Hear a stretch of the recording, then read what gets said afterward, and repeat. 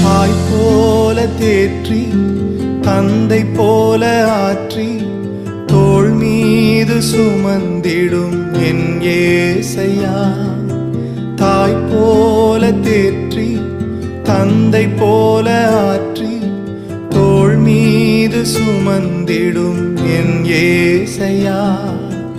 உம்மை போல புரிந்து கொள்ள யாரும் இல்லையே, உம்மை போல